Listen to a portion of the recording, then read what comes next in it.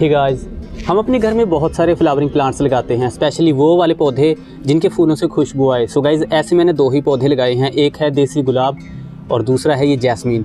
So guys, यहाँ पे आज हम बात करेंगे जैस्मीन की, यानी कि ये मोगरा। सो गाइस, यहाँ पे मेरे पास इसके कुछ पौधे हैं, तो अभी हम बात करेंगे इस पौधे की प्रोपोगेशन की और इसमें बहुत अच्छी फ्लावरिंग आप कैसे ले सकते हो। जैसे ये देखिए गाइस, ये कम से कम 5 साल पुराना पौधा है। मैं टाइम टू टाइम इसकी प्रूनिंग करता रहता हूँ। 10 इंच के पॉट में है और ये देखिए पूरा पौधा फूलों से भरा हुआ है। गर्मियों के दौरान लगातार इनमें जो है फूल लगते रहते हैं, तो हमें कुछ बेसिक केयर करनी पड़ती है। ऐसा नहीं है गाइस कि कुछ खास ही फर्टिलाइज़र डालना है, खास केयर है, बिल्कुल नॉर्मल केयर है। आप बड़ी आसानी से घर में इन प्लांट्स को लगा सकते हो। बहुत ही नॉर्मल केयर के साथ जो है आपके पौधे फूलों से भर जाएंगे। तो इस अपडेट में आप बने रहिए। और स्पेशली मैं आपको एक बात बताऊं, हमने कुछ पौधे प्रोपोगेट किए हैं। प्रोपोगेट करने का गाइस एक सही टाइम है। जैसे ये ब्रांच है, अगर हमें इसमें फ्लावरिंग लेनी है तो गाइस इसकी टाइम टू टाइम प्रूनिंग करनी पड़ती है। लेकिन अगर हमें प्रोपोगेट करने हैं कुछ पौधे, तो इन्हीं ब्रांचेस को हमें सही टाइम पे इनको प्रोपोगेट करना है। नॉर्मली मैं आपको बताऊं, ये देखिए पिछले साल गाइस सिर्फ 2 ब्रांचेस से हमने 20 पौधे तैयार किए हैं। तो इसका एक सही टाइम होता है। तो ये देखिए इन पौधों की काफ़ी अच्छी ग्रोथ हो रही है और इनको हमने छोटे पॉली बैग में लगाया है। तो गाइस वीडियो के साथ बने रहिए, वीडियो को लाइक और चैनल को सब्सक्राइब जरूर करें।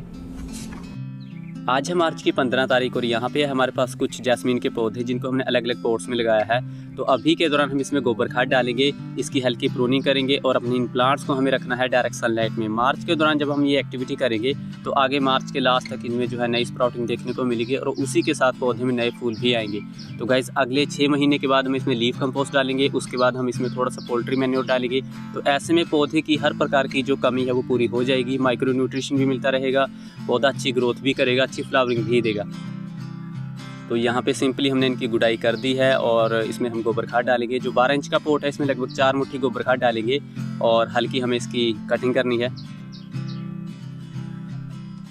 आज है अप्रैल की 6 तारीख और देखिए हमारे सभी पौधे जो है काफ़ी अच्छी ग्रोथ कर रहे हैं। इनमें नई कलियाँ आई हैं, फूल भी लगने शुरू हो चुके हैं। बस हमें इनकी हल्की नमी बनाए रखनी है और प्लांट्स को जो है डायरेक्ट सनलाइट में ही रखना है।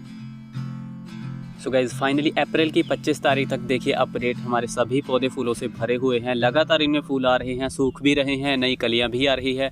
और जो सबसे बड़ी बात है वो यही है कि इनमें बहुत प्यारी खुशबू आती है। हवा का बहाव जिस तरफ होता है काफ़ी दूर तक इनकी जो खुशबू बहुत प्यारी आती है।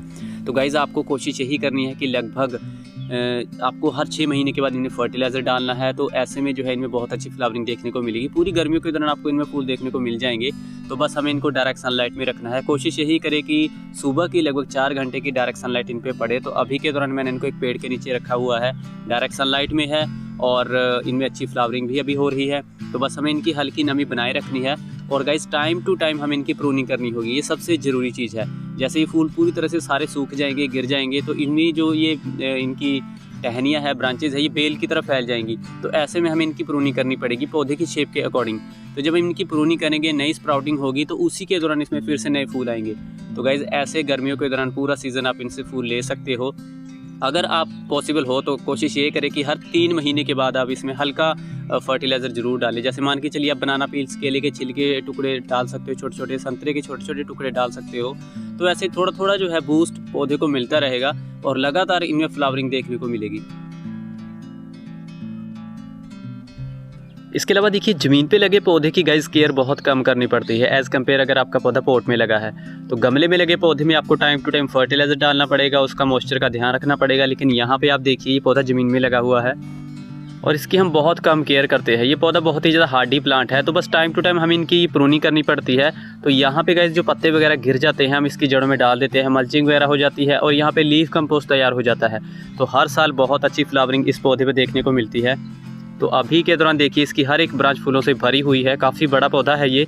और गाइस दूर दूर तक इसकी जो खुशबू है फूलों की बहुत प्यारी आती है और इसी के कारण गाइस इसको हमने यहाँ पे सामने लगाया हुआ है। तो आप भी गाइस इसको किसी बड़े पॉट में अपने घर में आंगन में लगा सकते हो। बस कोशिश यही करें कि सुबह की जो है डायरेक्ट सनलाइट इन प्लांट्स पे ज़रूर पड़े। तो ये देखिए ये पौधा जो है बहुत अच्छी ग्रोथ कर रहा है। तो गाइस इसका जो मैंने आपको कटिंग का बेसिक बताया है, ये देखिए जैसे आप इसकी कटिंग करते हो, तो जैसे यहाँ से हमने इसकी कटिंग की, इसमें 9 नई ब्रांचेज आई है और इसमें देखिए फ्लावरिंग हो रही है। सेम ऐसे ही यहाँ पे भी हुआ है। देखिए हर एक ब्रांच में बहुत सारे फूल लगे हैं, पौधा फूलों से भरा हुआ है। अब बात करते हैं इस पौधे की प्रोपोगेशन की। काफ़ी लोगों के मुझे कमेंट्स आते हैं कि उन्होंने इसकी कटिंग लगाई है, कटिंग की कुछ खास अच्छी ग्रोथ नहीं हुई, सक्सेस रेट बहुत कम है। तो देखिए इसका एक सही टाइम है, सही टाइम पे अगर आप इसके पौधे तैयार करते हो तो बहुत सारे प्लांट आप तैयार कर सकते हो। तो यहाँ से हम काफ़ी पौधे तैयार करते हैं। तो सिंपली जैसे ये देखिए टाइम टू टाइम इसकी कटिंग करेंगे, इसमें फ्लावरिंग आती रहेगी। लेकिन बरसात के दौरान इसकी कुछ ब्रांचेज़ है, ये देखिए इनको हम रख देंगे, मान के चलिए 8 या 10 ब्रांचेज़ को रहने देंगे। तो इसकी जो ब्रांचेज़ है वो बेल की तरफ फैलती है, काफ़ी ज़्यादा लंबी हो जाती है और नीचे मिट्टी पे जो है बिछ जाती है। जैसे ये देखिए मान के चलिए ये ब्रांच है, ये कुछ टाइम के बाद जब इसको हम इसकी कटिंग नहीं करेंगे नीचे जो है मिट्टी में फैल जाएगी। तो गाइज़ आपको बरसात से पहले मान के चलिए जुलाई के दौरान इस ऐसी ब्रांचेस को मिट्टी में ऐसे फैला देना है। इनके जो नोड एरिए है ये मिट्टी में दबा देने हैं, आप कोई पत्थर रख सकते हो। तो गाइज़ जितने भी नोड एरिए है उनमें जो है जड़ें आनी शुरू हो जाएंगी। जैसे 1 2 3 ये बहुत ज़्यादा लंबी लंबी फैल जाती है 8-8 फुट की। तो एक ही ब्रांच से आप कम से कम 8-10 पौधे तैयार कर सकते हो। तो जो नोड एरिया है उसमें जड़ें आ जाएंगी। बरसात के बाद आप इनकी कटिंग कीजिए, इनको छोटे पॉली बैग में लगाइए, ऐसे आप बहुत सारे नए पौधे तैयार कर सकते हो। हमने काफ़ी सारे ऐसे नए पौधे तैयार किए हैं इसी पौधे से।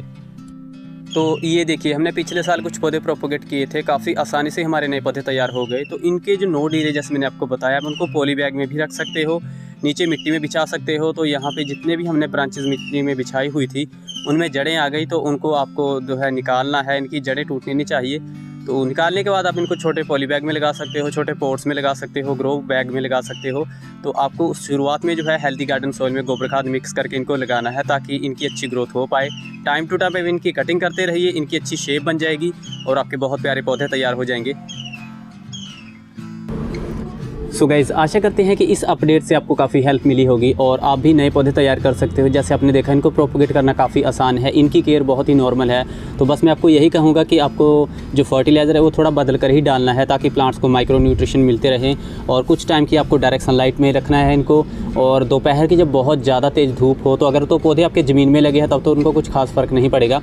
पोट में लगे पौधे को आपको मॉइस्चर का ध्यान रखना पड़ेगा। तो ऐसे में आप कोशिश करें कि किसी पेड़ के आसपास उनको रखें ताकि दोपहर की तेज़ धूप से गर्मियों के दौरान आपका पौधा बचा रहे।